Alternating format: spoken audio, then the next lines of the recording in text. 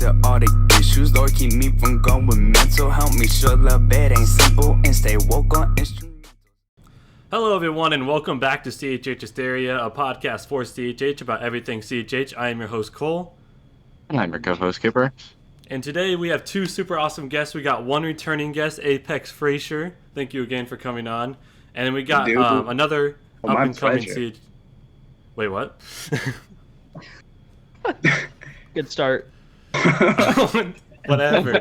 Anyways, we got another up and coming CHH artist. We got Noah Brown, which you might know him from the Standard, which is the new standard of music. You know. Thank you. Nah, man. Thank you. It's good to be here. All right. So today we brought these two on to talk about our top 5 CHH albums of all time, and we're gonna let Apex start out with his number 5. Oh, bet, yes. So I'm gonna just preface this for the listeners. It's been a very busy time for me, so I didn't have a ton of time to prepare this. So if you're mad, then I'm sorry. Want to do honorable mentions first, or go ahead with number 5? Go with number 5. All right, my number 5 album is All Things Work Together by Lecrae. Shout out to that flag in the back.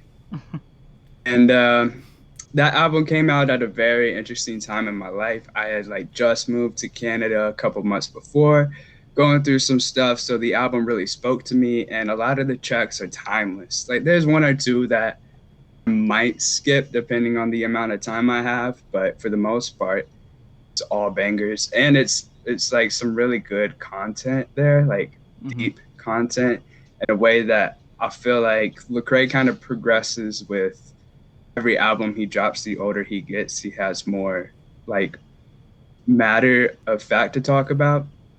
And I think that this one just really hit for me regarding all the issues with race, the church, and everything. So that's my number 5. That's dope. Man, I remember when that album came out, bro. The passion that was in his lyricism. On 828, he just mid-verse, he's like, he just grunts in the middle of his verse, man. It was powerful, man. You could tell he's so passionate about it. Have you, Cole, I know you have. Have y'all read his newest book? Restored? I got a hold of it. I started it. I stopped it. Same. There's a chapter in there where he's talking about what he was going through while writing this album. It's really dope. I don't want to give it away, but definitely check it out when you get a chance. That's cool. I'm glad he talks about that because I love that album. For sure. So I'll have to finish the book now. Yeah. All right, Cooper, do you want to go ahead with your number 5? Sure. So at my number 5 spot, I had Panorama by Gobby. So this album is where really Gobby found his style and groove as an artist, as a CHH artist, and it's kind of the it's the almost groundworks for Heathen, as in style and stuff like that, and that almost mix in between a tiny bit of dubstep and CHH, mostly CHH. And some of my personal favorite songs of Gobby's of all time of his are on this album with Fashion Joe, Slingshot, Baker Act, just to name a few, and just overall a really, really good album with not only beat selection, flows, has some really good features as well. So yeah, for sure. That feature game on that album is elite. It's one of the best chosen features of any CHH album, I think. That's an underrated. Yeah, dude, so good. Fight for Me too. I remember when that song came out, bro, in the summertime. Me and my homies just would not stop playing that song. Oh, for sure. I'm so glad you said Baker Act too. Baker Act, bro. Yeah. Oh. So where's that, man? So, am I up? Yeah, go for it.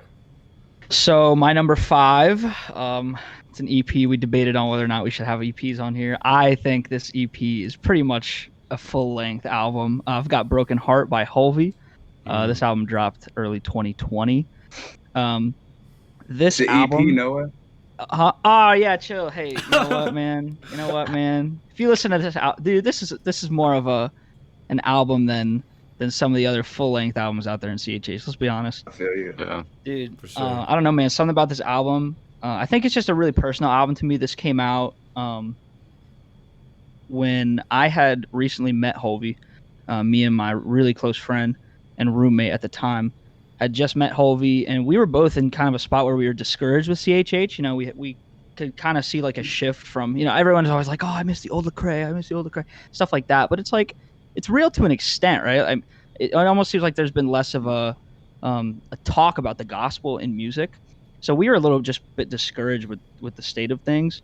And then we met Hovey, and seeing how faithful of a guy he was, and how he just let the Spirit guide him, was super, super encouraging. And then he dropped this, and I just remember we were sitting in our car. It was like midnight. We stayed up till till it released, and we were just like blown away from the vulnerability in it. I mean, he gets pretty personal in If I Gave It All, you know, talking about how he's so scared to just give God everything.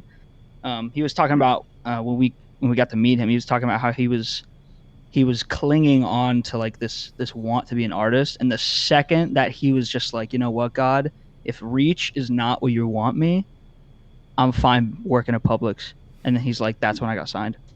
So just, you know, for me, such a I mean, I think the album paces really well.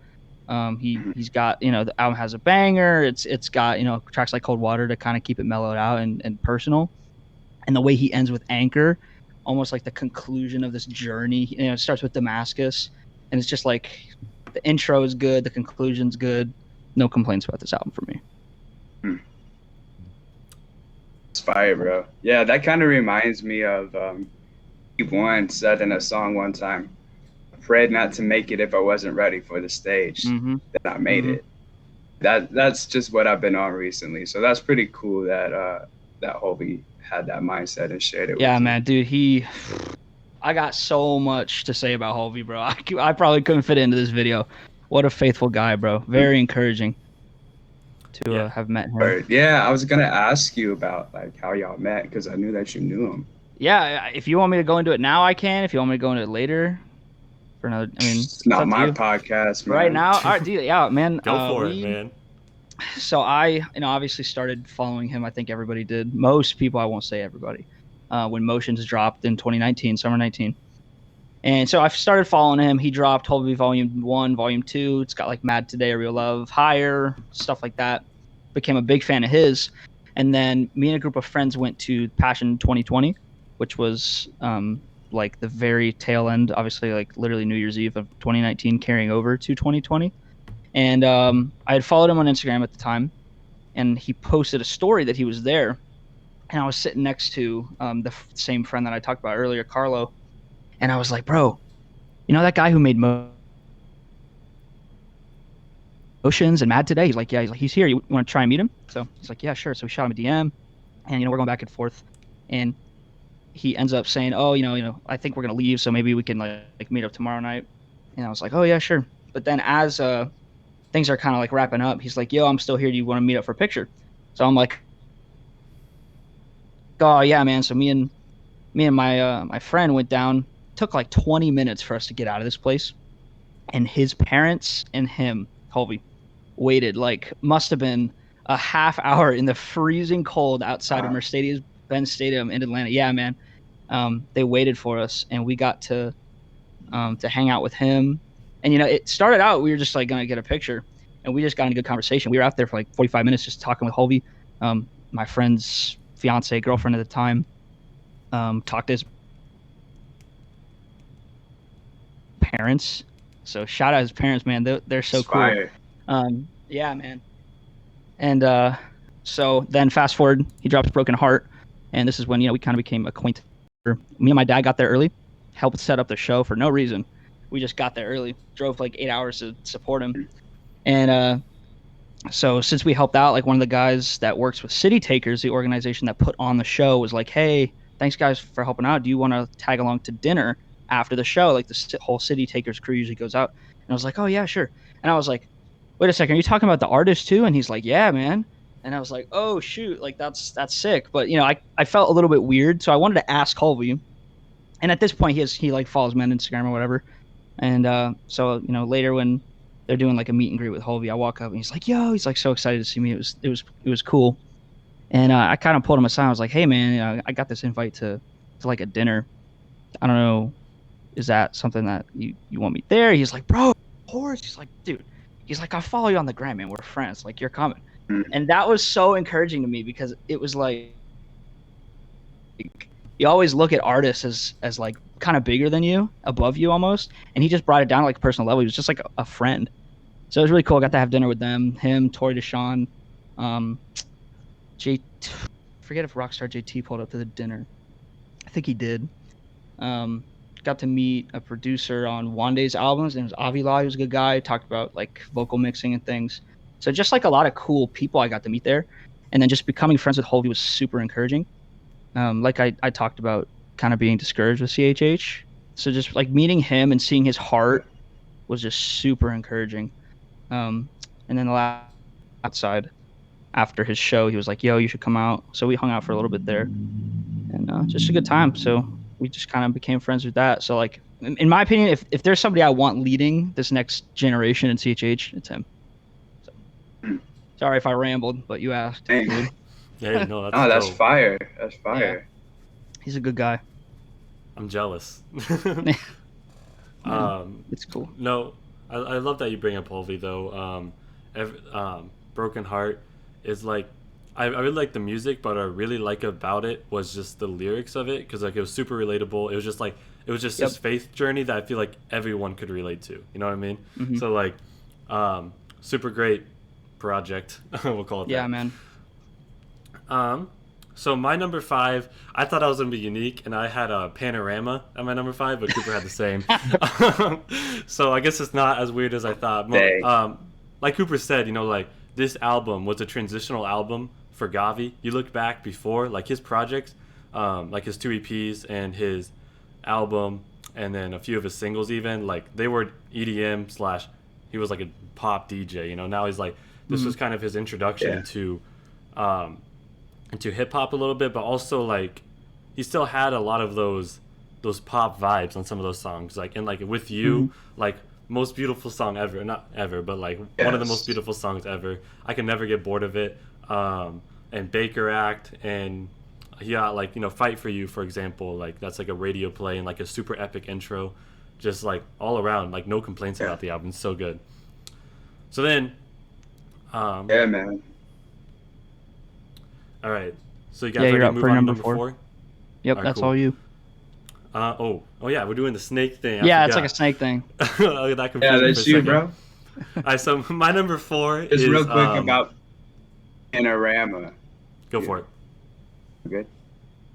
Yeah, real quick. I feel like in a way connected to that project, even though I'm not. But just like so many people who I've known for a bit touched that, and I feel like that kind of farthered my connection with Gobby, because like I liked him before. I wasn't super into that genre that he was in, kind of like the EDM type stuff. I loved what was the EP, the second one he dropped with Don't Have to Feel Sorry. That project was great. But whenever he dropped Panorama, I was like, man, this dude is like a serious artist. He's not just a producer. He can songwrite. He can tell a story. So yeah, bro, that's a great choice. That was definitely where he, I think, for me, was like, okay, this is an artist. This is no longer a producer. Right. Yeah. Because like his previous albums and songs, like half of them were him and the other half were other singers on it. You know what I mean? So like, very different. So yeah, moving into number 4. My number 4, I had Rise by Trip Lee, which Apex is rocking the shirt of. I can't tell you how many times I've listened to this through this album, so many times, and I adore every song. Again, it's got a super epic intro. It's got one of the best outros of all time, like with worship vibes and everything. Sweet Victory, Could Never Get Old. Yes. And then you know, you get like slower songs like All Rise Up, and then also All My Love, like a great storytelling song, but like with like bangers like Manolo, Lazarus, Sweet. Is like, can't complain about this album. You can never go wrong with it, and it's timeless too, I feel like. I agree. Yeah, I agree. See, I like that album a lot. I differ a little bit in the sense where I don't know if it's necessarily timeless.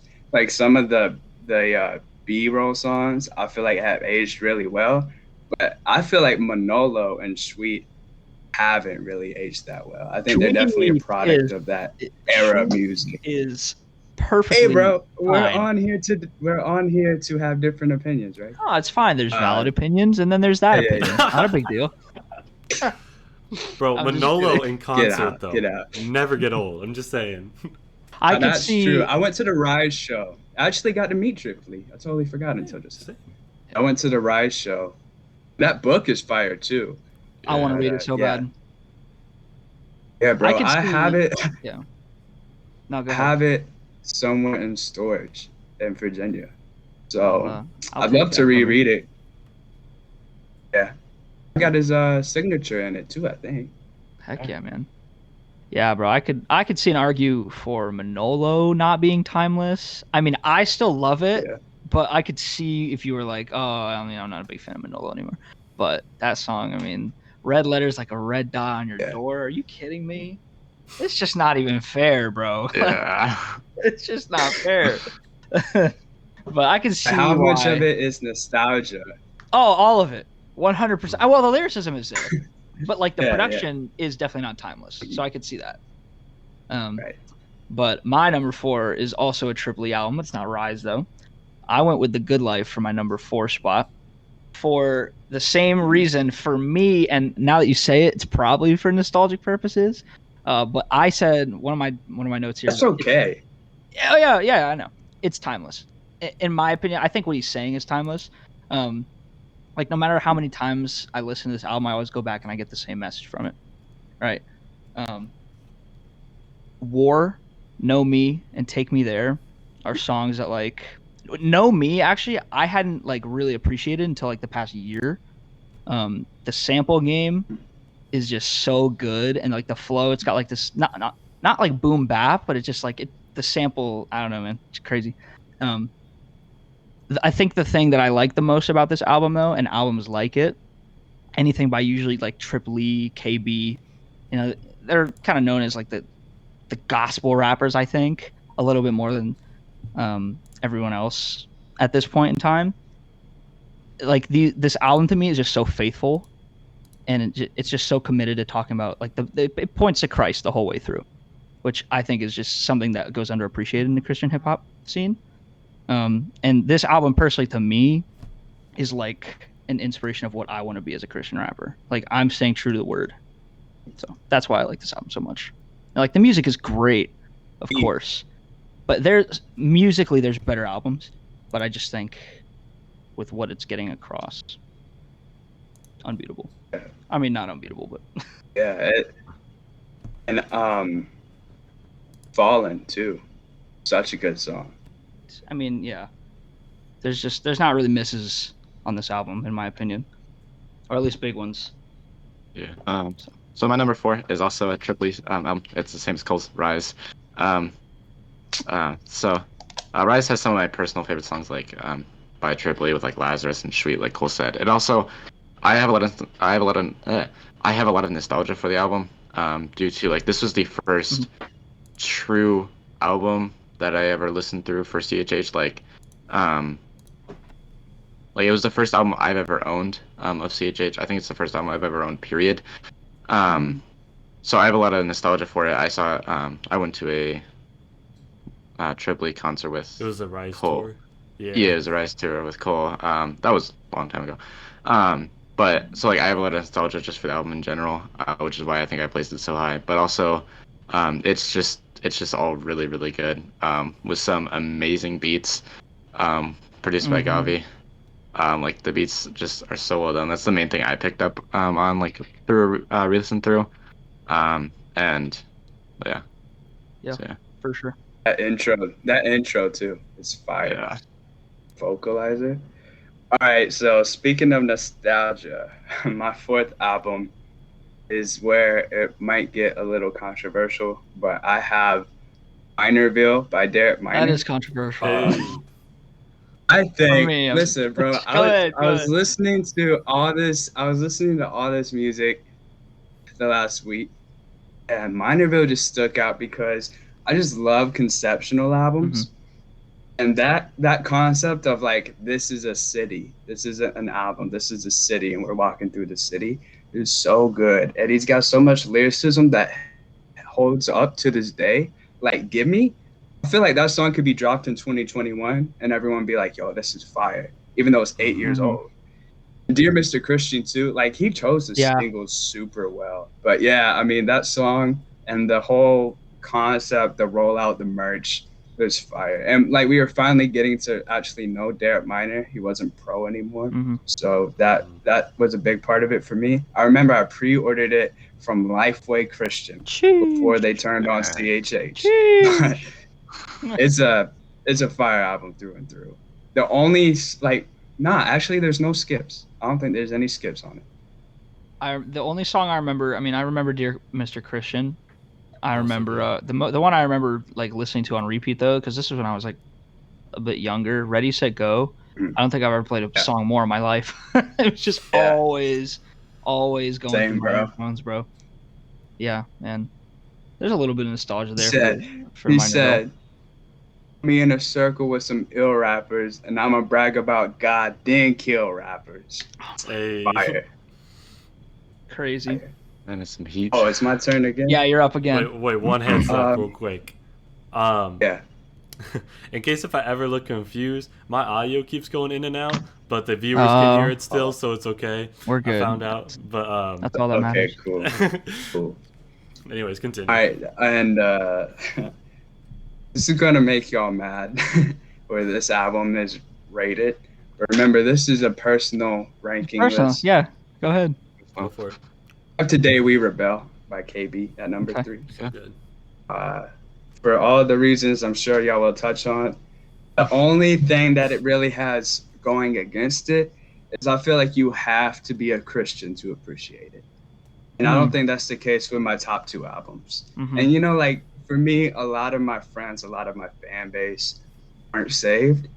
I can still put them on to a lot of CHH. Whereas this album, I've tried, it doesn't really go through as well, except for his song with Lecrae and Don't Nobody Own Us. Those 2 kind of stick out. But like overall, the album is beautiful. That's just the one thing that it has going against it.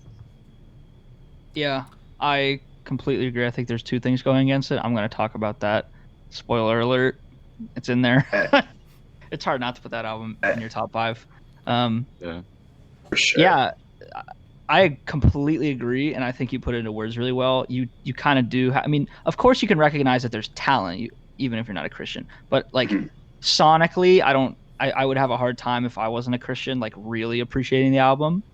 Songs like Sing to You, like Art of Drifting and Art of Hope. If you listen to those 2 songs and you're not a Christian, you could be like, okay, this dude's good at storyteller, and he obviously can rap, but it's not like gonna hit home as much. And Sing to You, yeah. Exactly. Yeah, for sure. I would add to the list of songs you can show non-Christians. Out of my experience, I've showed is Tempo. They tend to love that one still. Really? Yeah. In my experience, I mean, maybe you're like, wow. Some of my best friends were non-Christians, and I always showed them Today Bell and Tempo were like all their favorites. So Wow. Maybe it's just me. It's fire. I'm glad. Yeah, maybe it is because that's not my experience, but that's. I'm surprised. To me, it sounds like Prime Time off that album would be the song to show non-Christians. Prime Time hits for some. Get Through hits the most though. I don't know, dude. Ty Brazel's verse. I remember I didn't know Ty Brazel too well when Prime Time came out, but I'll tell you what, man. If there's ever been a verse that made me immediately get put on to an artist, it was Ty Brazel's verse on Prime Time. For sure, bro. And I think that's where like praying hands, dude. Crazy that's where like verse. 70% of his fan base came from. Yeah. That and praying hands. Yeah. Fire. Before Today Bell we released, I wasn't really a fan of Ty Brazel. Like I'd heard his stuff and stuff, but like his voice was a little bit hard for me to get past. But after Prime Time, I was like, I loved all his stuff. Not even joking. Yep. So I'm with you. Yeah. So. I think what was the first? Was it 1994 Until or Backyard? Whichever one came out first was the one that got me into Ty. His first project or song? His first of those 2. What's the one where he's on the jetpack? He's on the That was jetpack. that was 1994 That would make sense. until Yeah, so that was his first I think. project. Yeah. Yeah. Yeah, that's good. So speaking of Ty Razzle, my number 3 was Destined for Greatness. So this is my most played album that I've had since I've got Spotify Premium Last.fm set up, and I had it on repeat, and only that album on repeat for I think for a solid 1 or 2 months, and I have never had that for any album except this album. Like it's just I loved it musically, like it sounded so good, and it tells a lot about him as a person before he became Christian and a Christian rapper. I mean, it's a little bit of a lengthy album. One drawback, that's my only main complaint about it, but like that's a super minor complaint. What is your complaint? I'm sorry. It's just, I mean, it's a little bit long, isn't it? Like 18 songs, I think, or something like that. Yeah, I mean, I remember it dropped in 2 sides. Like, it came out as side A. Yeah. Yeah, like side A and side B. Like I consider it one thing. So when you combine them, it's like 18 songs. Yeah, it it is long. But like that's a super minor complaint for me personally.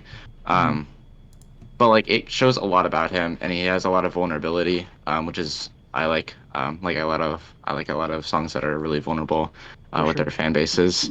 And it's what hooked me on Ty. Like I have not stopped listening to him since then, and he's probably one of my top 5 artists or CHH artists of all time. So. But. Yeah. Just to correct myself. It was Young T is the name of that project, Noah. Gotcha. Yeah, I think the one you were talking about. 1994 came out before Young T. Yeah, it did, but I think he pulled it from streamers. Oh, he did? What's the one where he's kneeling in like an alleyway on a car or something like that? That's 1994 until. Yeah. Yeah. Okay, gotcha. I thought that came out after the one where he's on the jetpack. I guess I was wrong. I don't know. So I'm up, right? Yeah. My number 3 is Rise by Triple E. So I've got 2 Triple E's in a row. So I'm not going to go into too much detail since we've already talked about it a lot. My highlights for this album of why I like it so much is this album obviously thematically is fantastic, but for me, it's actually the production and the arrangement of the songs that take it to like a different level. Like if those things weren't there, I love the theme and things like that and the message, but that wouldn't be enough to get it into top 5 if it was just by itself. The way this song, like you talked about the vocals, Apex, when on the rise when he comes in like that, the interlude on this album is so good. Where he's talking about how he used to go on this bootleg tour with Reach, and now he's like the Lord is taking him to new heights. And Gobby being so heavily involved in this album takes it to like a completely different level. Yeah, like this almost feels like an album by Triple E featuring Gobby, if that makes sense. Like, it's totally a collab project. It's like a collab project. Like I mean, you've got Gobby vocals everywhere on this thing. I think there's even Lecrae vocals. Somewhere on one of the hooks that I can't really put. I forget the song name, but and then also you can't talk about this album without saying "Sweet Victory" is awesome. In my opinion, "Sweet Victory" is top 5 CHH songs of all time, and probably the best outro. I think out of everything. So, Rise it's awesome live. Yeah, I'm sure it was. I wish I was there. And the features, you had Andy. You had Cray, Gavi's all over this thing. You had, Dimitri McDowell kills Sweet Victory with, I think it's Leah Smith. It's just, the album is just fantastic. And that's why, for me, that's why it's above Good Life, because they could have been interchangeable. And actually, my number 3 is interchangeable with my number 2, to be honest. But and not interchangeable. They're almost interchangeable. But it was close because, like I said, the arrangement, conclusion, like the interlude, everything about that is perfect. The production is there. And like we talked about earlier, I mean, most of it's timeless, in my opinion. Maybe not Manolo, maybe Manolo. I don't know. That's up to you. But I don't know. Yeah. Number 3 for me is Maybe Rock. not Sweet. Yeah. Yeah, I remember whenever they were like releasing the rollout for that, Trip was very eager to listen to it in order because that's how they designed it to be played. And I think that's kind of what you're alluding to there. Yep. For sure. So my number 3 might be controversial for between you guys. It'll probably be hated in the comments as well as loved. Is Therapy Session by NF. And I know NF isn't considered a Christian hip hop artist, but I feel like Therapy Session can be considered still when he was a part of CHH. But we'll hold off that for a bit. That's fair. But Therapy Session. We're gonna talk about this. Well, yeah, I knew, but we're talking about this. No, so for me, I'm a big NF fan, but I feel like Therapy Session was like when NF's sound was still new enough that it was crazy, and like it was a step up from Mansion, and the lyrics were more raw. I mean, you got like How Could You Leave Us, and like I'll never listen, like I could never listen to a new NF song like when the first time I heard How Could You Leave Us. It will never happen again. You know what I mean? Like that got me, and like I was crying. You know, I was like, this is so good, Sure. and like the rollout was super dope. Like Intro 2 got me so hyped. I Just Want to Know, but like and it's like I feel like it's still like the most important album for NF. I know Perception is what blew him up, but like Therapy Session set that up. But yeah, you guys can hate me now. Yeah, no, I don't hate you at all Oh, wait, for hold on, I that. can't hear you guys. Yeah, no, dude, I wouldn't hate on that at all. I just honestly, I debated there's a split second in my head where I was gonna consider NF to be a contender for this list. I didn't end up going that route. I think Therapy Session is fantastic though. Oh Lord, Yeah. Dude, that song, man. Yeah. Like, I was encouraged so much by that song. I know my friends were encouraged by that song. There's a part where it says something about people like in the pews praying, but they don't talk to. Yeah. Dude. Cooper, yeah, you man. had that. Cooper, you had that. You printed out that lyric and you put it on your door for your room when you're younger. I did. That was a good bar though. I don't remember the bar though. I don't either right now. Not off the top of my head. Something about Yeah. sleeping in pews, right? Yeah, And then, like, something like change, that. something about change. Anyways. Yeah. And then question why he's sleeping on you. Something along those lines. Yes. Yeah. It was dope. Yes. Dude, yeah, man, that's Memory. Yo, that I album thought is good. that album's great. I thought that we weren't gonna consider NF though. That was for the draft, Uh-oh. I thought. Oh, got you. I got you. Okay, cool. I guess anyone who Fair gets NF for the draft kind of just wins if we're talking about money, right? I mean, Right. Yeah. dude's making We'll straight get to bank. that. Yeah, dude, I'm glad we're on NF though, because this is something I like talking about. I think there have been, I don't know if I want to get into this. I might get Do blasted it. because this is gonna Do sound it. super harsh. It's gonna sound harsh, and I don't want people to take this the way it is. But I think Do it. there has to be a point in a Christian's life where the people around him might have to say, "Hey, is this person a Christian?" And that's not to judge him at all. But if there's nobody doing this, you've got maybe everyone saying, "Oh, like he's obviously very faithful. He doesn't cuss in his music." I hope there's people in his life that are keeping him in check, and maybe just the music he puts out is just different than his heart.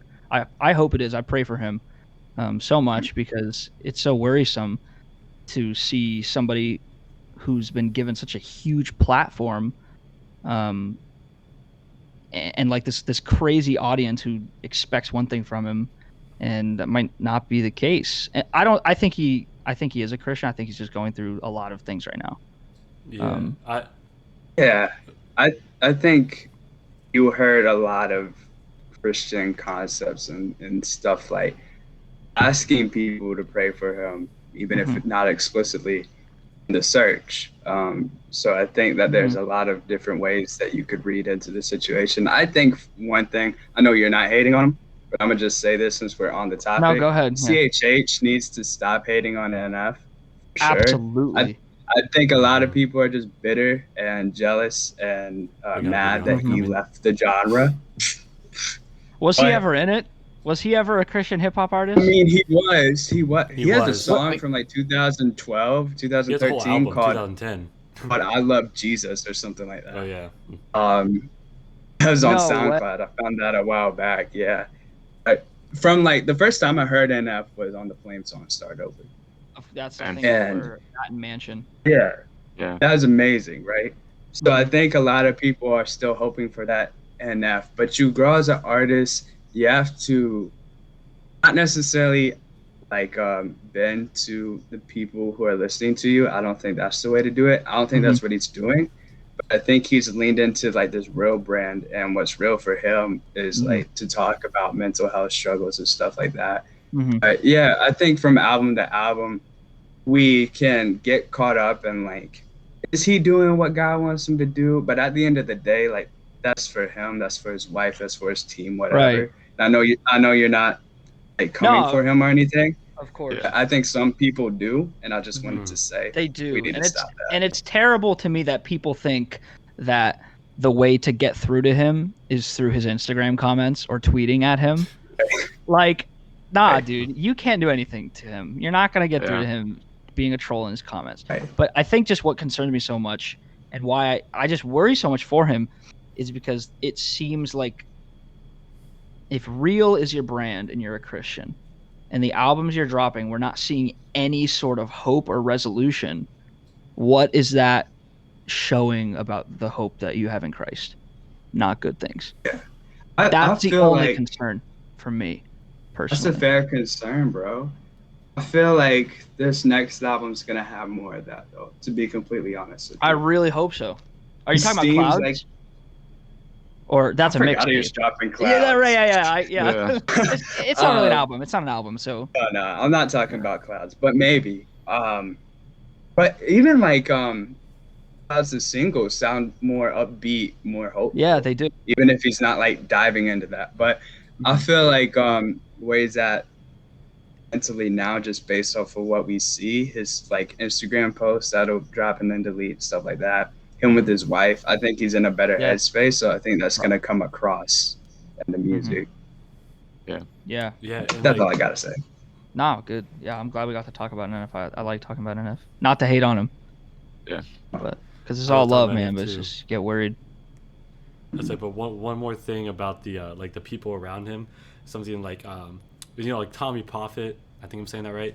He does a lot of stuff with a lot of Christian artists, which is good. And then also, a long time ago, I don't know if you guys remember, but I think it was like 2018. Stephen Malcolm had a picture with NF, and his dancer and all that stuff. So he might be more connected in CHH than we think. So it's possible, but we don't know. Yeah. You think he is? I think I lean the exact opposite way. I don't follow him closely though, so that's probably why. I don't follow him on Instagram, so I just might not see stuff. I think he's just I think he's doing kind of like what Kendrick does, where he'll be very cryptic and very low key and not be the same person necessarily in his music, which is kind of ironic with the real brand. But I don't know personally, so I'm not gonna get right. No, of course, don't want to speculate too much. I hope so. I hope that he's got the accountability around him, and I have faith that he does. So number 2, my number 2 is Anomaly by Lecrae. I kept going back and forth between which one I want to do by Lecrae because he has so many good ones. I feel like after Anomaly, I feel like all of them could be contenders. Not as mixtapes like Church Goes 3 or Let the Trap Say Amen, but I feel like all of those albums after Anomaly are contenders for so his what is best that? album. All Things Work Together and Restoration come after Anomaly, right? Yeah. But I see Apex is did you say Church Goes 3 isn't a contender for the best Lecrae project? He said I feel like Church Goes it's like an album, but it's like a mixtape. I feel like Church Goes 1 and 2 are better. But anyways, it's actually an album. Because the first 2 were mixtapes, and he branded the third one as an album. Oh. I remember very vividly. But, I mean, it's your thing. It's your podcast. Anyways. It's just I like Church Clothes 1 and 2 better than Church Clothes 3, so I feel like I can't. But anyways, oh yeah, so Anomaly. What do you say? It's okay to be wrong, bro. Oh, Not Cooper, that. Cooper, I was just you're kidding. I with was me, just right? kidding. Go ahead. Sorry, this is your thing. No, I mean, I lost my train of thought now. Oh no. I'm sorry. My bad. No, you're good. You're good. No, Anomaly is hard to beat. I think there's no skips on this album. I keep coming back to it always. More than any of his other albums. I love, and like it was important for him. I think it's the only CHH album that hit #1 ever. But Yeah. so I mean that's cool. Yeah, he won a Grammy for that one.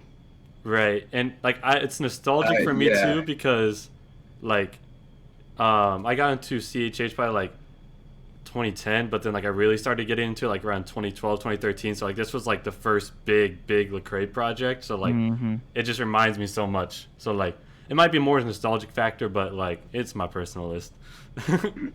Nah, man. Of all course. good, bro. If you like the album, we're not actually judging you. We just wanted to make fun. No, we're just making good content. So you Right, said right. You said there's. I mean, this doesn't have to be a debate, but I'd like to talk about it. So there's no skips. What Which about one do you Dirty skip? Water? I actually like Dirty Water. Same. Okay, hold on. Whoa, Derek might have killed is that a the hot I take? love Dirty Water, man. You love it? I Yeah. think that's a hot take. Dirty Water is so good, bro. Were you in the Dang. Discord chat the other day and Chill dropped that link to the restoration interview that he did? Nah. Because they talked about Dirty Water, like they talked about Anomaly a little bit and talked about Dirty Water. Mhm. That'll make you appreciate the song a lot more. I think because I remember listening to the song and it's not the message I have a problem with. I just remember listening to it and be like, I don't think I could listen to this song like as a song, if that makes sense. Like I wouldn't be like, oh, what do I want to listen to? Dirty Water. I think it's just too grungy. I'm not like a grungy rap type of person. It's just hard for me to like sit there and like enjoy it. Even though I think it fits because that song doesn't go hand in hand with Welcome to America. I don't know the arrangement, but it's almost that same like It's behind timepiece. Yeah. timepiece is crazy. Oh, But it's man. almost like that same like, like there's a problem we need to address. It's almost that same mentality. So it's good. I just wouldn't be like, oh, I want to listen to this, if that makes sense. Yeah, Dirty for Water is sure. probably near my bottom of my like favorites on the album, so like I'm not offended. But hey, I am not the one who won a Grammy at the end of the day. Let's be honest here, you know? He's the one that's Didn't he charting, win not me. 2 off of that album? He won one for Messengers, and then one for. Yeah, and then one for the album, right? I think so. I didn't think he won one for the album. I think the only one he's won an album for is Gravity, and then he was contended. All I Need Is You won a was Grammy for contender that? for. Yeah, he did. All I Need Is You was contender for best rap performance, but like I think he only won one Grammy. Really? He was nominated for 2, and like it was against like something like Kendrick Lamar and some other ones. Like that was really big. Yeah. Okay, so he has won a Grammy for gospel album was Gravity. He won gospel or contemporary Christian song was Messengers. He won 2 for Messengers and 1 for Gravity. None There's for one Anomaly. a collab. Yeah, Messengers? Messengers is what is it? It was for King and Country. For King and Country. Right. Mhm. Yeah. Since we're on the message of Grammys, I always find it funny that Rehab got nominated for Best Christian Rock Album, and I was like, huh. Like, Really? what is this? I did not know that. Or like, Grammys But are anyways. whack. Dude, they're so whack. They That's are. all I'm gonna say. Yeah. It's a whole different video. Yeah. Well, yeah. All right. So I'm up. This is my number 2 pick, yeah? yes. My number 2 pick is Today We Rebel by KB. Now, I'm always in the Discord chat preaching this is the best Christian hip hop album of all time. But I listened to it again, and I've actually been listening to it like all the way through for a couple months now thinking about this. And I have come to the conclusion there's one thing that is keeping this from being the best. Well, there's 2 things. my number one pick is just incredible, and I don't know if there's anything that's ever gonna beat it. But the thing that's holding this album back for me is the arrangement of the songs. Something about starting the album with "Don't Nobody Own Us" to me just does not feel right. I might be misinterpreting the album and why it's arranged in the way it is, but you have two songs that would be perfect in the Rebel intro and Rebel 88. Now, he might have just wanted to end with that for some reason. But why aren't you starting the album with this? I am curious, because if he had started with that, he knows. This guy knows. Why? Tell me. No. I kind of know. He was going to start with that song. He was going to start with Rebel Intro. Rebel Intro and Rebel 88 were going to be the same song. As the album kept progressing, he moved it back into the end. So at one point, he had Rebel Intro to start, Rebel 88 to end it.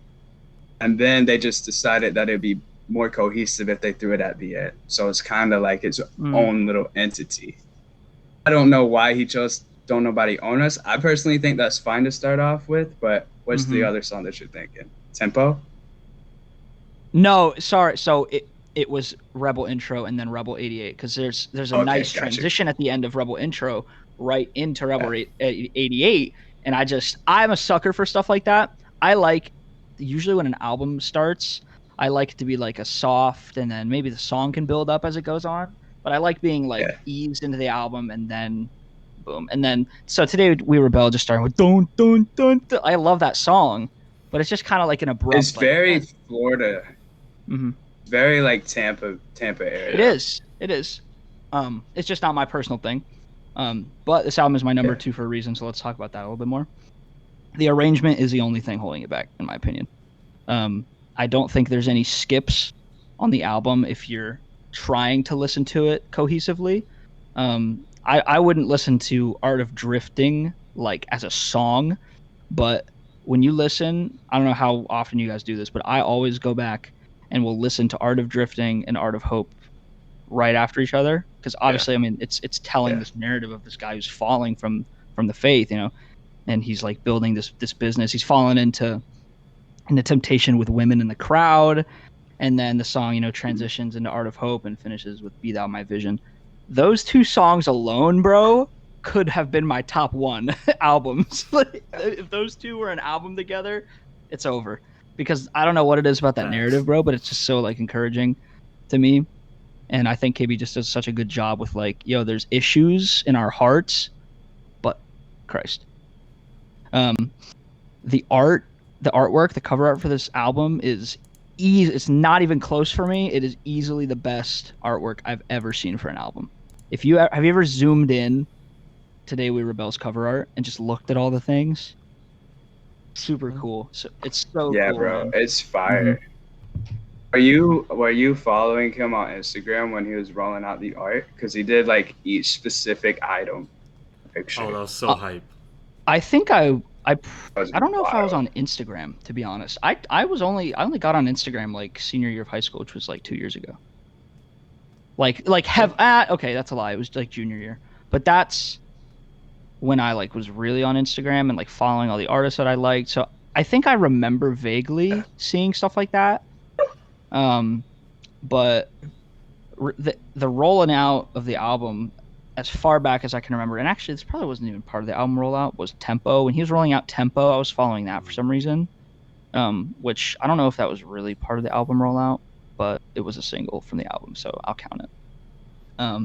But I think this song has some of the best like produced songs for my opinion, and not even like just production, but the way the songs, I'm a sucker for like choir and like harmony and things like that.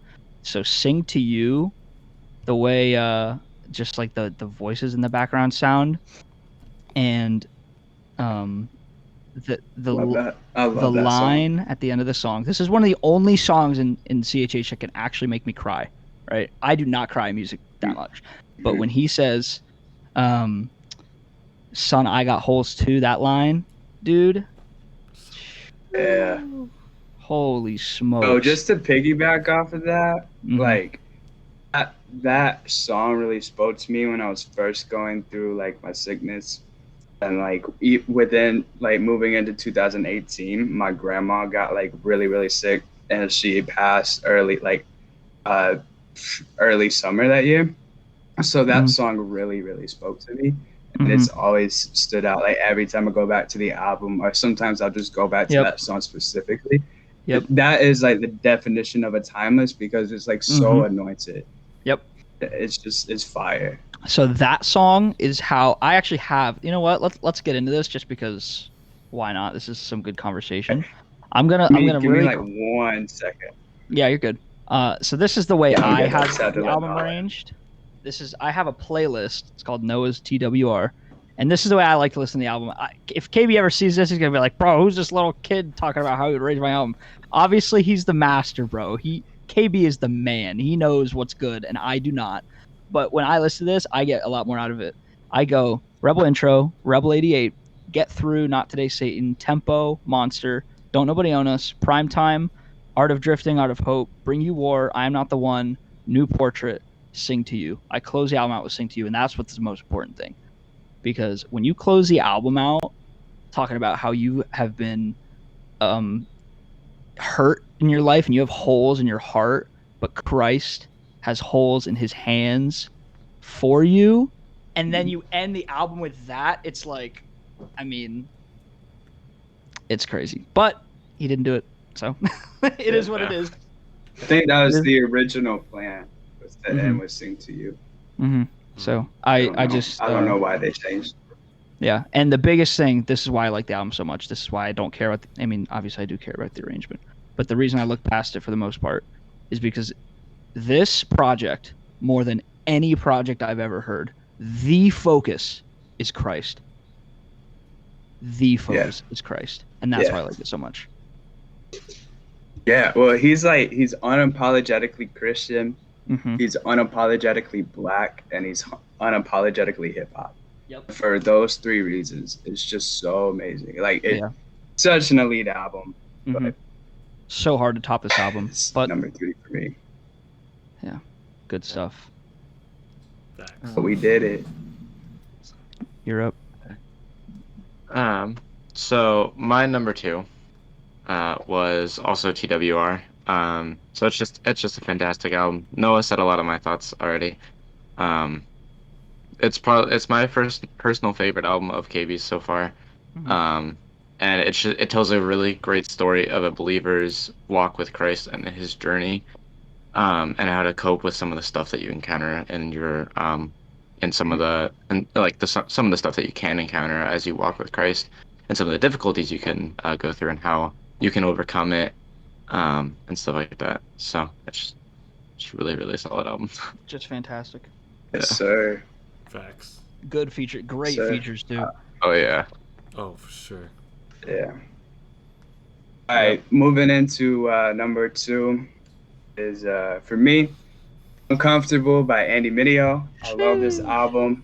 I put a video up on my YouTube channel a few weeks ago about why it's like the best transition from normal hip hop into CHH. So y'all can check that out if you want. Check out my TikTok. Hey. Deleted TikTok. Yeah, no, don't really check out my TikTok. Just kidding. You can though. The album, I think, is so good because it's so diverse, right? You have all these sounds, and it's so New York. I love like the underground New York sound. That's one of the first kind of subgenres of hip hop that got me into music, got me into hip hop really heavy. And I love to hear that, like the song Uptown, obviously.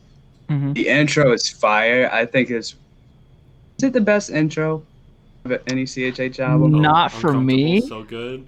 But it's good. It's really for actually as a song, yes. But not like the best way to open it up, if that makes sense. Because you can have for sure. Almost like just a specifically titled intro.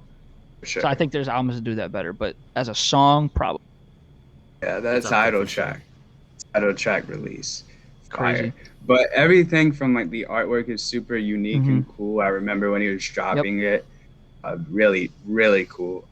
His like Sway in the Morning interview right after Uncomfortable came out really helps get the narrative across. Like, it's not a crazy deep narrative, but just like, I love how he works with these other, lost our guy. But keep going. I love how he worked with these producers that have never touched CHH before, like Illmind and John Bellion. If you know me, you know Bellion's my guy. He's my #1 artist. So to see all of those different musical influences from like the harmonica sound to like Vendetta is just fire. That is underrated. Such a good song. So underrated. No one talks about that song. So underrated. And the one by Andy Mineo is good too. Okay, buddy. That was good. I was like, what the heck is this guy talking about? Fair enough.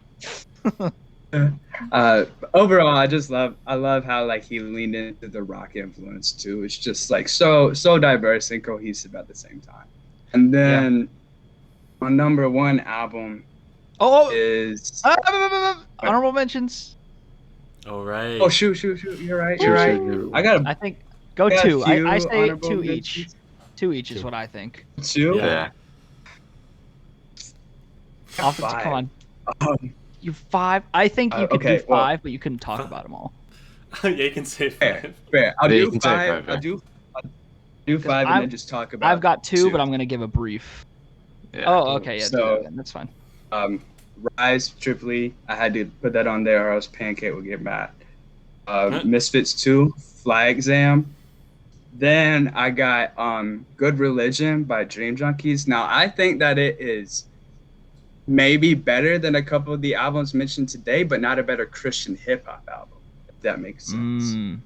Okay. So I wanted to leave it off. And then my #1 honorable mention is a very niche pick, so I didn't want to actually throw it on here, but I put Cinema by Swoop. Like I said, I just love a conceptual album, but that is like a freaking movie. That project is so good. The production, the storytelling is insane. So I had to write it there.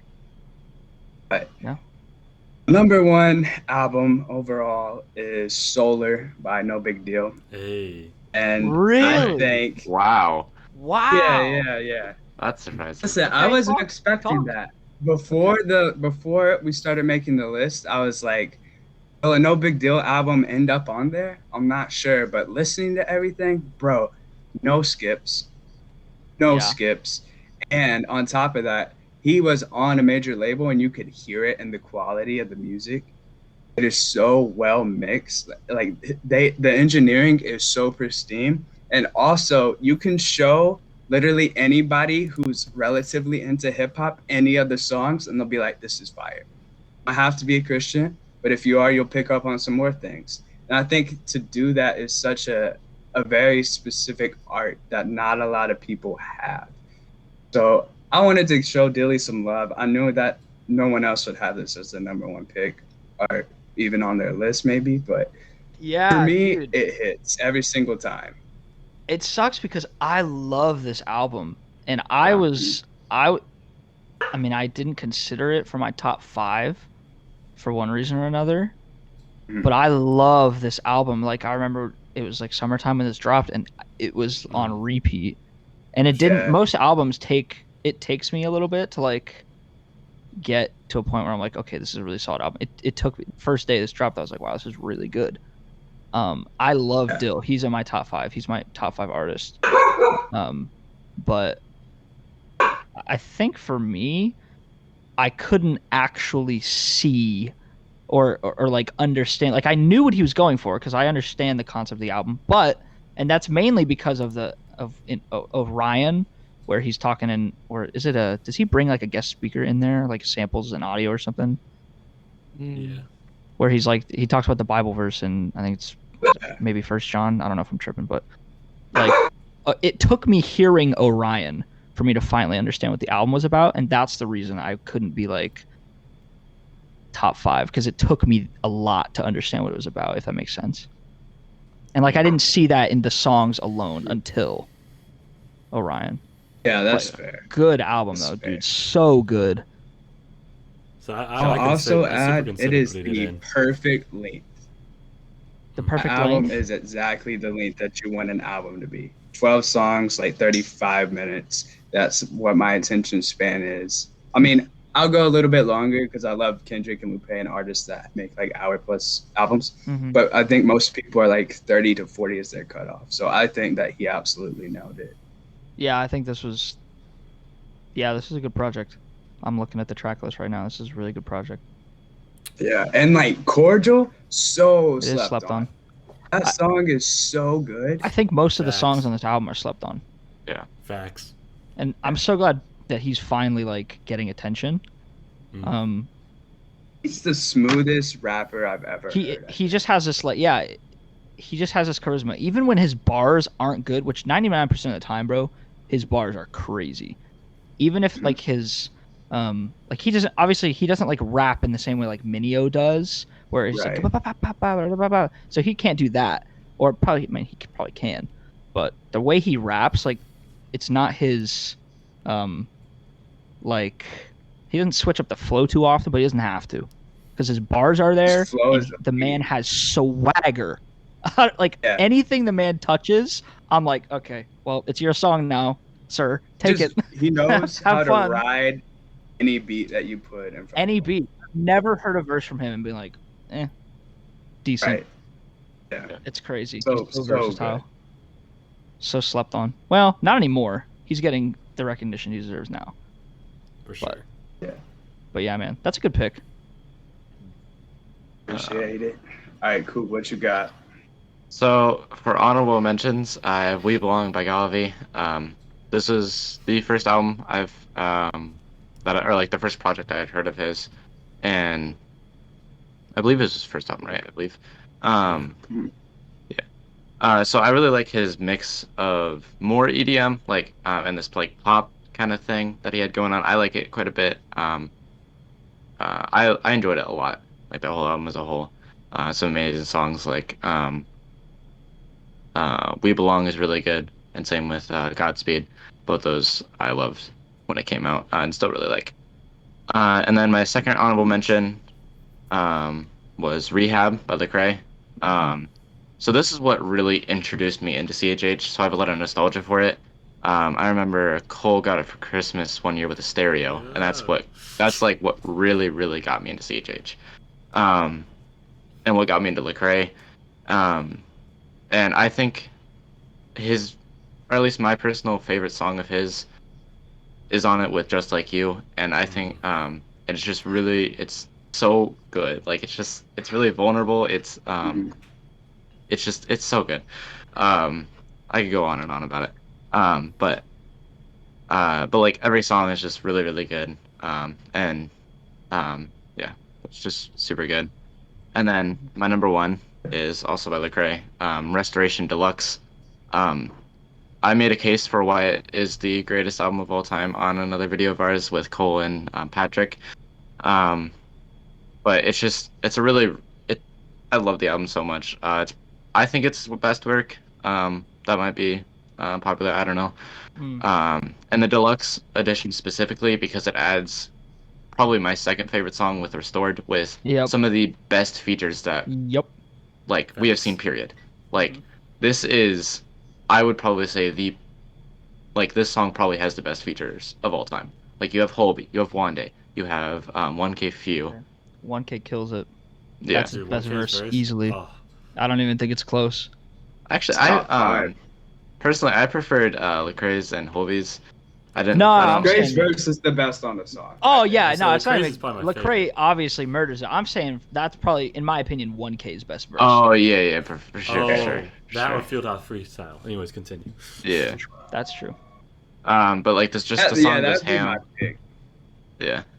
But like Go the ahead. song just goes ham, and it tells a great story of how he gets restored in Christ, and how he gained back his faith in Christ. And he goes a lot more into detail of that in his book, which I still have yet to read. Cole says it's really good, but yeah, it's just a really powerful story, really good story. So. Can you guys hear my dog? Right? Nope. No. Good. No, but I know y'all heard my dog a minute ago. Nah. Yeah, dude, man, oh my gosh, dude, I wish so badly that I loved Restoration. I so badly wish I loved it. But my problem with Restoration, and you gotta understand, I know it's a good album, but I have like a small distaste for it for one reason. It was hyped up for a year, a full year, from when the title got leaked to when the album released. It was a full freaking year. I love Lecrae, bro. But when he was like, "Oh, I'm in Stanford, like working with these people," and then the album drops, and I'm sitting there and I'm like, listen to it. I'm like, yeah, this is good. But I'm like, why am I not jumping up and down? Like, what? Yeah. Like, I don't know. Just, I think it, like, honestly, if I gave myself more time with it, I wrote it off immediately because I was so bummed. Because, like, what was the song that I couldn't even, like, finish it? Lil Boy. No, that's KB's. It's, the Travis Scott type. Yeah. Over the top, man. Over the top. It was the ad libs for me, bro. When he went, "Little boy." You talk about that song for me, and Still, and what was the other one that was like very Travis Scott?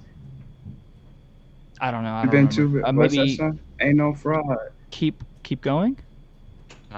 Keep going. I think so. See, I really like the album. I really like the really good songs. But there are definitely songs that I skip on that. That's the thing for me. Is a really good song, and the narrative is great. I'll give him that. Yeah. The narrative of the album is phenomenal.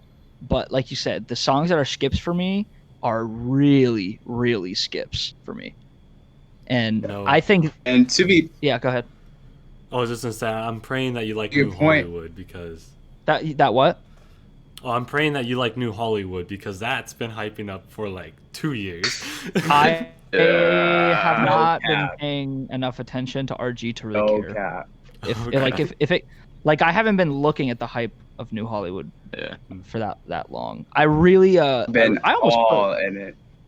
Yeah, I have not. I stopped following RG. I mean, he doesn't do anything. Yeah. I hope he's doing okay. Apex, you were saying something? I hope he's doing well. But I just, he stopped like doing anything. So I don't know. But yeah, man. He's been active recently. Oh yeah. To be fair, I unfollowed a lot of CHH artists for one reason or another. Some of them are inactive.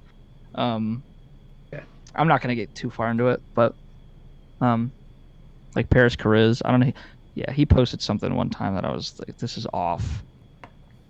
Like almost. I had to unfollow someone. I'm not gonna say the artist's name, but they posted about how like every celebrity was in the Illuminati. I was like, "Hey, bro, I think you've been in quarantine a little too long." Oh no, man, no way. That's crazy. Yeah, it was what. It is what it is. I'm not knocking on Restoration, by the way. It's just because I listen to it and I recognize this is good music, and I could never dream of making something like that good and cohesive. It's just like I said, the songs that are skips are really, really hard skips. And now, what I will say to give it credit, the deluxe version is crazy. Like, and it might just be restored, but what's the song with Ty and RG?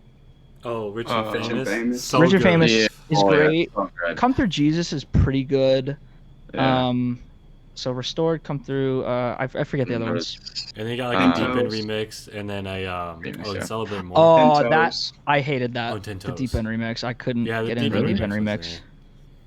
Yeah. But it was very mid, very mid. It wasn't as good as Deep End. So like, Tentos, I thought had the best opening bar out of all of the songs. Yeah, is Tentos? Actually, I'm not even gonna try. Go ahead. What is it?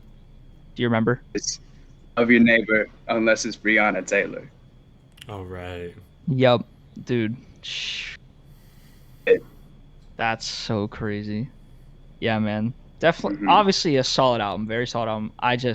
It was the only reason I give it hate, and it's not even giving it hate, is because I just remember sitting in my chair being so ridiculously excited, like, because All Things Work Together was like crazy for me when it came out. That was on repeat. So I was like, yo, this is the next like actual Lecrae album that's not Let the Trap Say Amen. This is gonna blow my mind. It's gonna be the best thing ever. And it's my fault because I was like, this is gonna be the best music that has ever been released on the planet. And I was sitting there and I was listening to it and I was like, oh, it's good. And that disappointed me so bad. But like I said, it's great. It's my own grudges that are holding my opinion on that album. Yeah. But to your point, I don't remember it being a year for the album rollout. I remember All Things Were Together was like a whole year. All Things came out in like January, and the album dropped in like October. That was crazy. Yeah, it was because before Set Me Free even dropped, which must have been like January. Let's look. It wasn't that early, was it? It was like May. March. Maybe March. March sounds like right. March, yeah. I'm looking right now. Hold on. I remember the Set Me Free remix challenge was like late May, early June. Really? Free Lecrae. I hopped on that. Yeah. Maybe it was early May. I'm trying to find release date. Come on, it just tells you the month. Whatever. It was early. It was really early. But I remember like Rapzilla had started talking and like leaking the name Restoration like months before that. So even if it wasn't a year, that's on Rapzilla. Oh no. That I know. I'm not talking about the rollout. I'm talking, like I said, for me personally, the second that Lecrae was like, "Yo, project in the works," it was from that point all the way until it dropped that I'm like, this is gonna be the best thing ever. He's like at Stanford. He's like, I'm like, okay, so this is gonna be the best lyricism we've ever seen. I just hyped it up too much, and it was my fault because I can't expect literal perfection, which is what I did with this album. So even if the album is actually 20th, by the way, March 20th, when Set Me Free came out. So a couple months before that is when I just remember seeing something like, yo, project in the works. Yeah. And from then on. So anyway, that's enough. I don't want to say too much just because I know that if somebody ever sees it, they're going to be like, yo, who's this little kid saying my music's bad? You know what I mean? Dude, like, hating on Lecrae. Dude, like, obviously has crazy accolades. I feel like if I'm giving my opinion, it's not going to hurt anyone's feelings, but I don't know. My honorable mentions are first. Which one do I want to start with? We're gonna start with 2045 because I have less to say about it. 2045, I love musically and kind of conceptually, but not enough. If the conceptualization, is that even a word? I think so. I think so. If the theme of the album jumped out to me and was like super clear and concise the whole way through, this probably would have made my actual list. But it didn't. And I still don't completely 100% understand like how everything works together on this album. But the music, bro, the songs are bangers. Like, to Paris Chariz, bro, let me put it into perspective. This year, my 2020 Wrapped on Spotify, my top four, I had 78,000 minutes listened, so I'm listening to music a lot. Dang. I know, it's probably unhealthy. My top 4 songs were all Paris Chariz, and they were all off 2045. Dang. I listened to that man a ridiculous amount. Number 5 was Other Side by Hulvey. But I just listened to, and that's the reason it's on here is because I listen to it so much. So musically, it's incredible. My next one is Uncomfortable. Uncomfortable almost made the list, but there's nothing that I could have put it above, so it didn't. I remember. What was your number 5? My number 5 was Broken Heart, and that only made it Uncomfortable. I think is better musically, but because of like the personal ties I have to that project, that made it over Uncomfortable. And I have personal ties with Uncomfortable too, bro. When I first started getting into rap at all, Christian hip hop, I remember it was 2015, and it must have been like days after he dropped when I really started getting into it. Because I remember I would come home on the bus and I would stand in front of my TV and put on a Desperados lyric video, and I would rap it and I would memorize it. And that's when I like didn't get into rapping then, but it was at that point where I was like, shoot, yeah, why can I kind of keep up with him? I was, the gears started turning in my head, like, oh, I might be able to do this. And like, that's when I got in CHH heavy. So Desperados, honestly, I can attribute a lot to. So that album holds a special place in my heart. But my number one, I think we've talked about this a little more, so you might see this coming, is The Arrow by Mineo.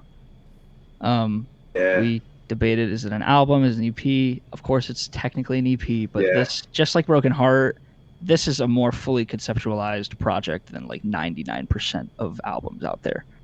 I have a lot of stuff to say about this album. This came out at the literal perfect time because I was going through something in my faith where I wasn't sure if I had it. This was like, it came out my junior year of high school, and I was in this terrible place of like, I was at the point where I was like, is God even real? That's where I was in my faith, right? Like, do I even have a faith? I remember what sent me, and it sounds silly, but what set me off really on this downward spiral of doubt was my marine science teacher. Shout out Mr. Hirsch. I remember he was lecturing, and he was obviously, a science teacher. We were talking about like evolution and stuff. And he was like, he knew I was a Christian. And he was like, it's funny. And this is my junior year of high school, by the way. I'm getting ready to go into college soon. He was like, I remember I actually was a Christian in high school. And I played guitar and led worship in my youth group. He says that to me. And that's exactly what I was doing. I was in high school. I was a Christian. I was leading worship in my youth group. And he says, but then I went to college and learned how the world works and realized, oh, God's not real. And bro, I was already in a place of doubt just a little bit, but that set me, I was so discouraged, it was ridiculous, bro. So then The Arrow drops, and I mean, if you guys have ever heard The Arrow, if you guys like The Arrow a lot, you know the entire story of he's just going through this season of doubt. And I think the way that he intros it with I've Been, clarity comes in. He's like, all these people I looked up to are frauds, and he's coming to just, you can hear him working through his problems of doubt. And obviously the sample, it's like some lady, I forget her name, but she basically is like, only true doubt, like only doubters can come to a resolution like this. And then he moves into Family Photo, where again he's like working through this stuff. You go into Anxiety, which is almost like an interlude. I know it's a song, but it feels more like an interlude to me. And at the end of that, interlude for sure. Yeah, transitions to I Ain't Done, and then obviously you know the I Ain't Done story. He's like sitting on the tour bus. He's like fiddling around. He's like, I'm not done with this. And then Lost, to me, is potentially the most beautiful song in CHH. Not only production. If you ever listen to Lost with like some nice studio headphones, and you'll hear all these little tiny things that you never had any idea were there. Ear candy. It's so good, and the way that he finishes, like he's talking about all these airplane metaphors the whole time, and the way he finishes the album, or well, the project, with how the sun was always there, even if he didn't see it or didn't even think it was there. It was there. And that, bro, like, just, I remember I couldn't even fathom like what I had just listened to. So like being in the exact same place that he was, obviously not in all aspects of life, but just being in this place of doubt, and then this project dropping, like, I'm usually not one to be like, dude, this changed my life, like when it comes to music, but this album specifically was literally like God speak to me through music. And so I can't have anything above it. I don't know if there's anything that's ever going to be able to top it. That's just my opinion. There's no skips. I mean, Anxiety is kind of slow, So it's, and like we said, it's kind of like an interlude. So you could skip Anxiety if you weren't trying to listen to the cohesive project. All individually, the songs are incredible. Family Photo is probably like some of the best storytelling I've ever heard in rap. The lyricism is fantastic, but he also just like the way he paces this story, like the anger is real. It's the first time I think I've heard him cuss, which I don't know if I agree with, but obviously, you know. Yeah, right, cuss. But like I remember the first time I listened to it, the emotion was so raw that I didn't even care. Because I was in that place where like I just want somebody else that feels this way, and then he drops an entire project about it, and it's amazing. So it's like the culmination of all these things. Just best album. Yeah, bro. Oh, exactly, 100%.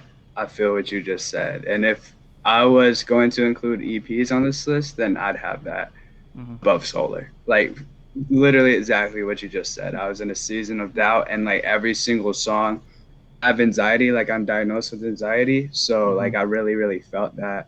I got like family issues, so like the whole thing through and through, I really felt. So it definitely spoke to me, and like you said, it is one of those kind of like life shifting projects, like something that I think Andy does a lot of what Kendrick does, where he'll drop these projects that reach an overall narrative, but in and of itself have a start, middle, and end. And then you can lock them in where you will, like a movie series, or like when you're trying to pick singles for an album, you need a song with a start, beginning, and end journey, but ties into an overall narrative. I think that this is exactly what this EP did. Remember, he was supposed to drop the 4-element EPs in 2018. That didn't happen. I know, but it makes me very sad. If they were all gonna be like this, go hip hop, no question. Yeah, if he had, The Sword was good musically. It didn't. I couldn't even understand the narrative though. Personally, I had no idea what was going on. It was just rap. That's me personally, but I think that's because I expected it to be as clear and concise as The Arrow was. The Arrow. Like when you listen to The Arrow, you know exactly what's happening. Like it's very hard to listen to that project and not. Of course, you have to pay attention to what he's saying, but if you actually like take in what he's saying from start to finish, it's like he's very clearly just walking through his problems, and then at the very end, the resolution. Right? God has always been there. Yeah. And it's just really cool to see. And that was really encouraging because he was like in such a bad place. I remember I saw him with a group of my friends. We saw him at Disney's Night of Joy. And it wasn't like recently after the project had dropped. It was like, I think Night of Joy was in like September. He had dropped it in, I don't know, March, somewhere around there. And he stopped doing shows. He was like depressed. He was like in such a bad place. And the first show back that he did was Night of Joy. So seeing him perform the I Ain't Done live when it was his first show back, I think his mom had just passed away too. That I'll never forget it. Like seeing the energy he had, bro. Like it was just crazy. So, it's fire. Mine. Yep.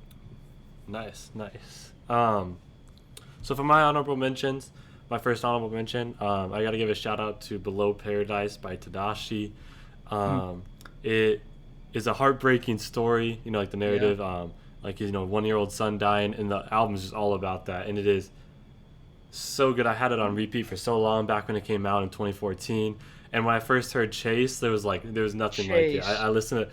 I mean, this was I was 14 at the time, so this is gonna be dumb. But like, I would listen. I had a ripstick, and I would just like in circles listening to that song. I'm not even joking. Yeah. And then another one is Pleasant Hill. My only EP I have on here by RG. Yeah. It is. Yep. Might be my all-time favorite EP. It's so good, and the narratives there. Like it's not as easy to see, but like when I heard it there. But like when I think an article or something, but like it blew me away. Yeah, man, I remember tweeting when that project came out about how, because I was listening to it and I tweeted out, I was like, I tweeted at RG and was like, so is this what's happening? Because obviously, well, not obviously, it's kind of hard to see a little bit. He's got like this alter ego, Lil Holy, and like you can see him kind of like fighting him a little bit. So I was like, yo, is this what's going on in this project? And he tweeted, he had like eye emojis. And I was like, yo, I actually read into it properly? Dang, that doesn't happen often. But like when you come to that realization of like there's such a cool narrative happening here and half the people listening don't even know, it's like, yo, this is special. Yeah, that's my only real issue with it is like at first I was like, is this just a bunch of songs that sound cool that he threw together? But then whenever you find out the narrative, it's like I still gotta had an issue with it because it's basically exactly what Kendrick just did the year before. But RG did it a little bit different. I don't know Kendrick enough to know what you're talking about, to be honest. Yeah. That's cool. But, yeah, my number one is if you follow the channel, it's not a surprise, or if you know me, it's Today Rebel by KB. We have a whole video dedicated where me and Patrick go on about why it's the best. So be sure to check that out. But like, kind of recap what I said in that is like it came out at the best timing for me possible. It was kind of like my season of doubt that you guys were talking about and all this other stuff. And I feel like the lyrics really helped me through a lot of stuff. And I think the rollout was amazing. I remember like the like the promo videos. Like he had that part of Art of Drifting, and then he had like the Rebel intro, like with like the flood. It was super dope. And then, but yeah, like this is the only, this is my most played album of all time. And like Art of Drifting, Art of Hope, I have over 1,000 plays on each song. Like, it's crazy. I love it so much. Crazy. And I can never get bored of it. Yeah, it's hard to get bored of that album, bro. It's diverse. It tells a cool narrative. It's just got everything. I'm right there with you, man. I listen to Art of Drifting and Art of Hope sometimes. Just it's encouraging to hear. It's like such a hopeful message, and also such a good reminder, like pull you back in this place of, yo, I could get there. I can get there one day. Like we me and my buddy Carlo have this thing called the Gentile Collective where we do just like biblical teaching videos, and we kind of want it eventually to grow into a brand. We kind of stopped because he moved, but we're not done. So like that's a reminder of like if that brand like ever takes off, it's just we're sinners and we can get to a place where we're running a Christian like empire without God, like he says in Art of Drifting. Right. So it's just like a really good thing to pull you back into reality and be like, yo, I'm a sinner. I can get there too. But hope in Christ. For sure. Yeah, I feel like we talked so much about Today Rebel to like this video. I don't know if there's much to say about it. Yeah. Like I think everyone talked about it for a bit. Apex, was it on? I forget. It was on your top 5, right, or no? It was number 3 for Apex. Yeah. It was number 3 for everyone but me, right? No, you're number 2. Mine was 2. I had number 2. It's number. Yeah. Oh, I was the only one that had it 3. It was in everyone's top 3 though. That's crazy. Yeah. Good album. It's hard, dude. Just such a good album.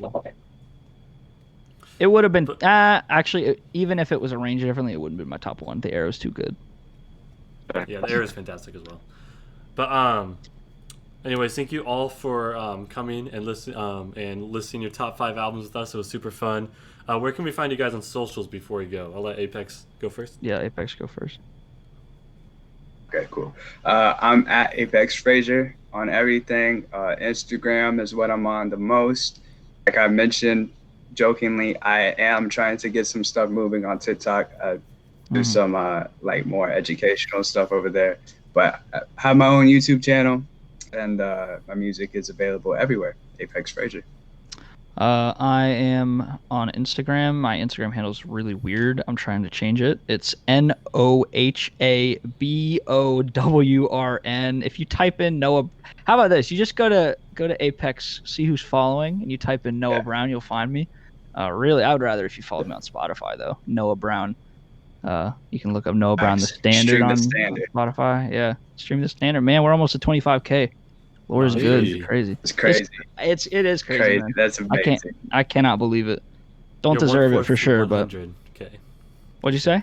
I said you're 1/4 away to 100K. I'm just saying. I mean, I don't deserve it, and I know that next thing I drop probably won't do the same numbers. I got pretty lucky with the playlist, but it is what it is. But yeah, Very be sure This is a great sure song. To, You're downplaying yourself, bro. Be sure to leave your top 5 albums in the comments, what you thought about ours, all that good stuff. And we'll leave you guys' links, Spotify's, all that in our description, as well as playlist stars. And see you guys next time.